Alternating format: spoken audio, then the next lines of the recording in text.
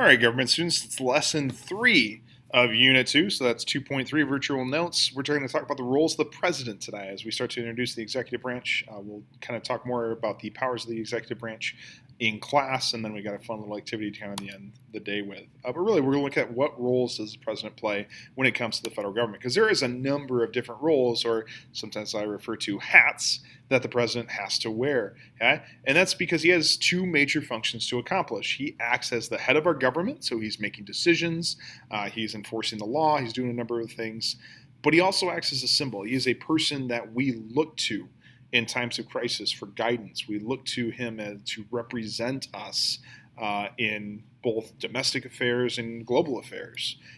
So in order to accomplish these two major jobs, he has a number of different roles that he plays, or different hats that he has to wear.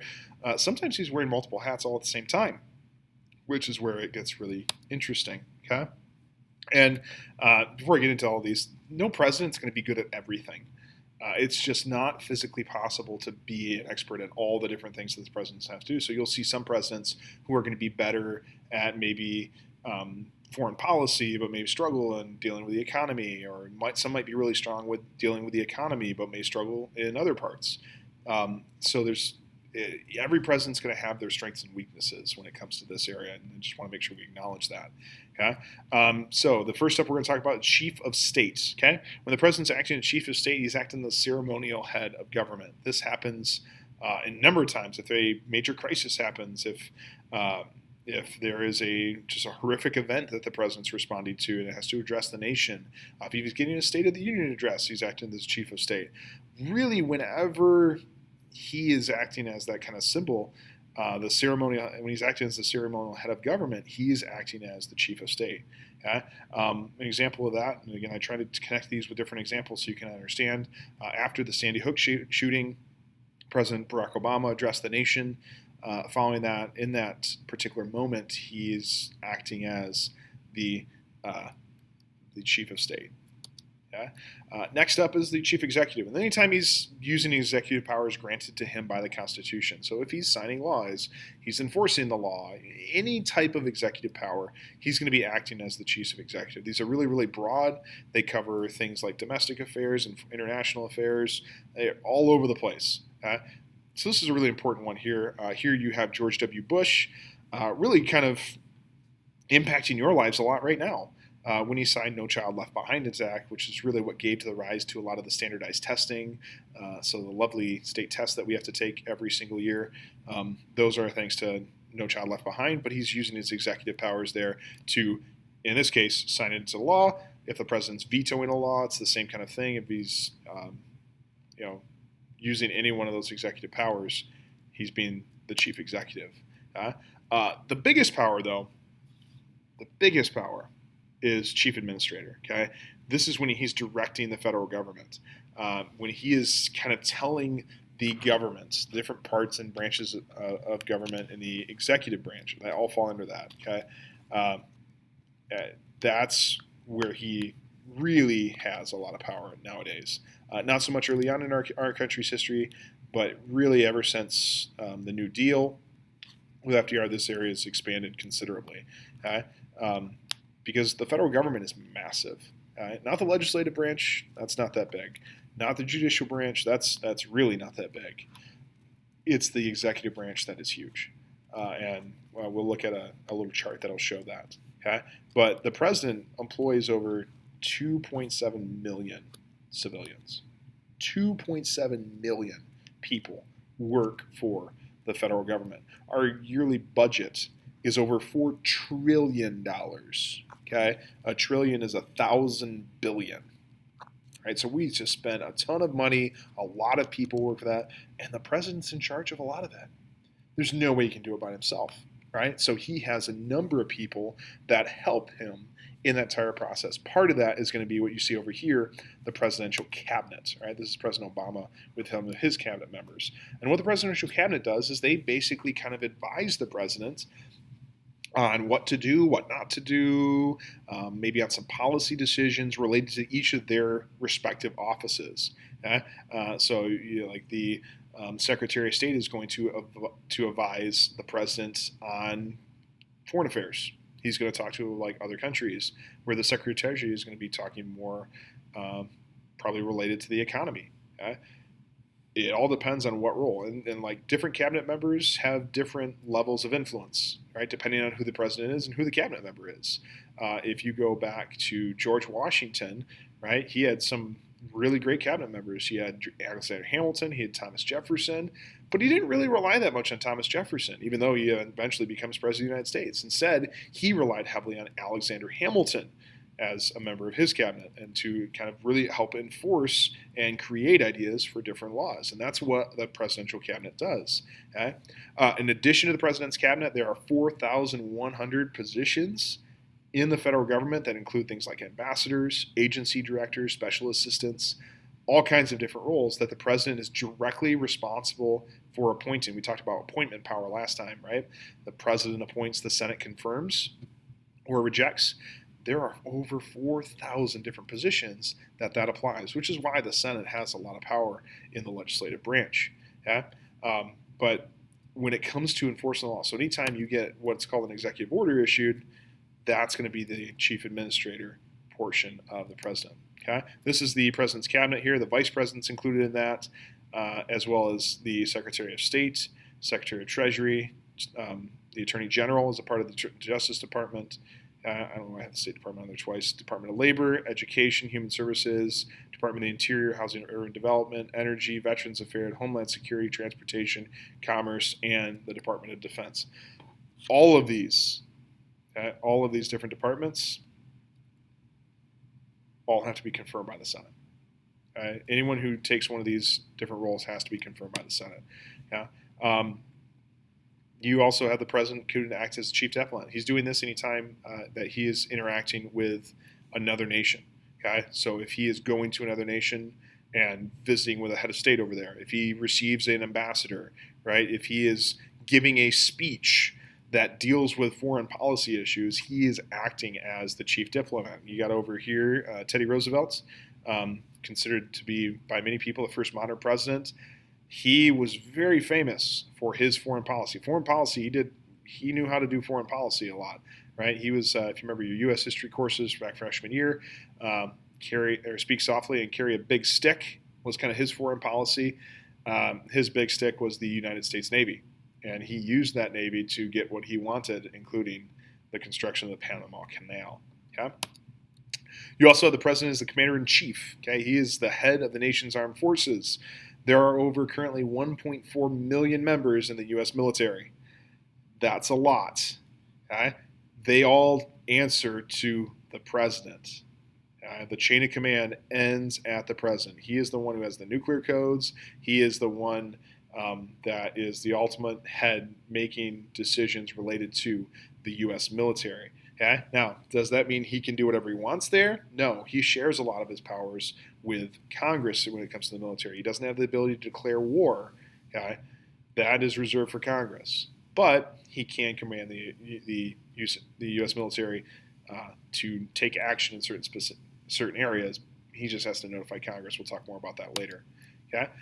The president can also act as the chief legislature. So anytime he is trying to create public policy, related to things. So Joe Biden's Build Back America, Build Back Better policies would be an example of some of that, where he's trying to get things related to infrastructure forward here. Lyndon B. Johnson is really famous for that with his ideas of the Great Society, and this is like Johnson's strength. By the time he's done as president, there are over 206 different pieces of legislation that dealt with the Great Society that were passed through Congress.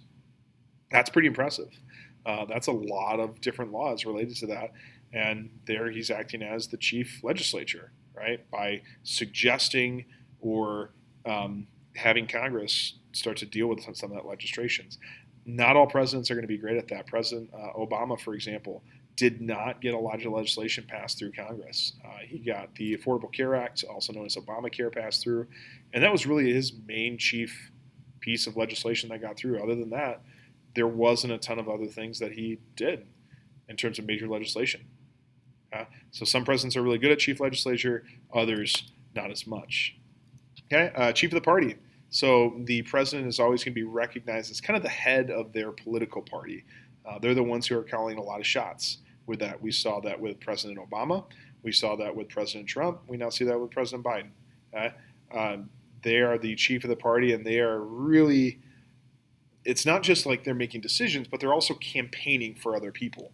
Okay, they're the ones who are kind of making the policy decisions, and other people are able to run on those platforms. President Trump did a really, really good job with this when it was a Republican, and getting support and getting people who supported his ideas elected, right, into Congress so that he could try to enact some of those different ideas. But not all presidents are great at this. Most presidents, that first election after they become president, tend to lose seats in either the House or the Senate, or lose control of the House or the Senate. That's what happened to President Obama, is he lost seats in the House and the Senate almost each election. And that's kind of a little bit of a critique on the president sometimes. Okay? So being chief of the party can be really, really difficult. The president's also expected to act as chief citizen. Okay? He's expected to represent all the people of the United States, not just the people of their political party. Okay? He's expected to work and represent the ideas of the public and work for their best interests, right? And sometimes competing against private interests. And he's also expected to demonstrate what it looks like to be a model citizen. People look to the president as a role model as to how to behave, how to interact with other people, how to interact with members of the other party, what type of just morals you should have. All of those types of things are decisions that the president's making, and the American people are looking to. Bill Clinton, when he had an affair with Monica Lewinsky, which ends up getting him impeached after he lies under oath, that's not a great example of being a chief citizen.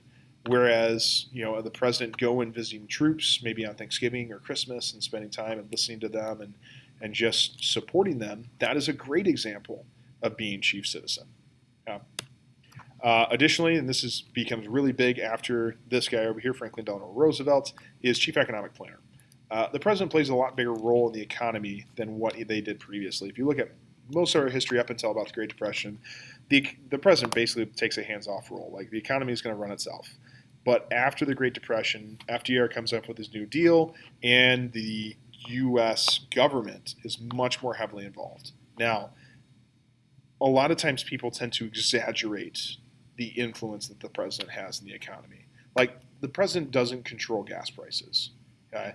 Those are privately controlled. We still have a fairly free market, especially compared to a lot of other countries. We have a much freer market than Europe. But the president has influence on the economy, right? He can develop laws and things that can help try to grow the economy. Good example of that is President Trump's tax plan. The Tax Cut and Jobs Act kind of helps economic growth continue a little bit longer than what it had historically. Right, the period between the Great Recession with President Obama and then into President Trump, right up until the coronavirus pandemic hit, that was the longest period of regular growth in U.S. history. So that was partially in thanks to the Tax Cuts and Jobs Act, because it added in extra revenue and extra investments into the businesses, where they were able to continue to kind of keep spending money and keep the economy growing. But again, president's going to have some influence there, not complete control. It doesn't have complete control over everything, and that's a common misunderstanding when it comes to chief economic planner. Paying benefits for the president's salary is currently set at $400,000 a year. Again, that seems like a lot of money. It really does. But when you consider everything that the president does, all the different hats that he has to roll, all the different roles, and like just the impact that this guy has on our country, on the world, that's not that much. It's really not. It's a pretty modest sum, especially when you start to compare like the CEOs of, say, Google or Amazon or Apple or these major corporations who are making sometimes billions of dollars a year, whether that's in stocks or salary. The president doesn't really make that much. He does have some additional benefits, though. He has the access to or he has $5,000 a year that he can use as expenses for different things. The Constitution does prevent him from receiving any type of salary additional to that $400,000 a year, right, from the United States or any individual state. In addition to all that pay, he gets to live in the White House, 132-room mansion. However, he's never really alone. Okay, everybody's watching the president's actions all the time. He has a very large staff that he's given, the chief of staff, a number of different secretaries that are working under him, speech writers who are helping them write his speeches, many times writing the speeches for them, other advisors that aren't part of the cabinet, the National Security Council, a press secretary that's dealing with the press, just a huge staff. But he needs all of those things to be able to function efficiently. All right. In addition to that, he has access to Air Force One, to the tank, as they refer to it, the president's fleet of vehicles that travel from one place to another. He has Marine One, which is the president's helicopter. Air Force One, a lot of times we tend to think of the big plane, but really any aircraft that the president is on is Air Force One. Okay, that just means the president's on that particular one. So it's not always just that one particular plane.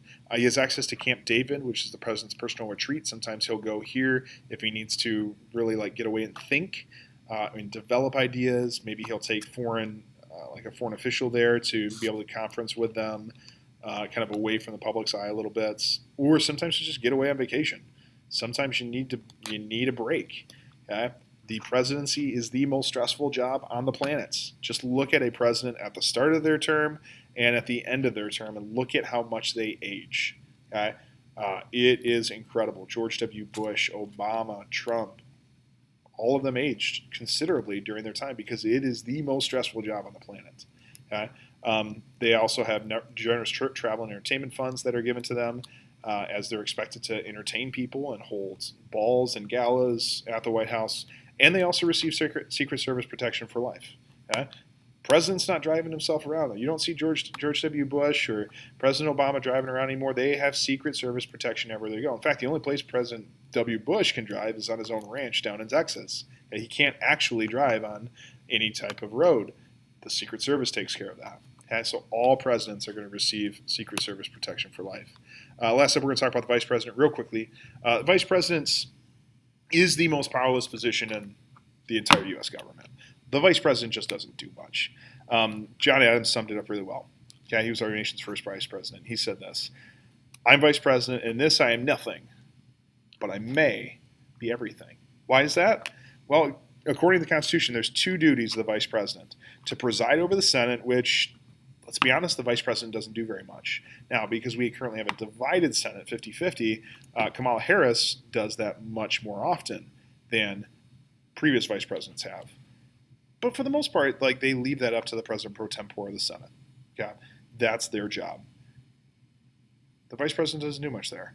And the last one is to decide the question of presidential disability. If the president is no longer able to be president anymore because they die, they're undergoing surgery, they're unreachable, their family gets kidnapped or something, just weird situations that could potentially come up.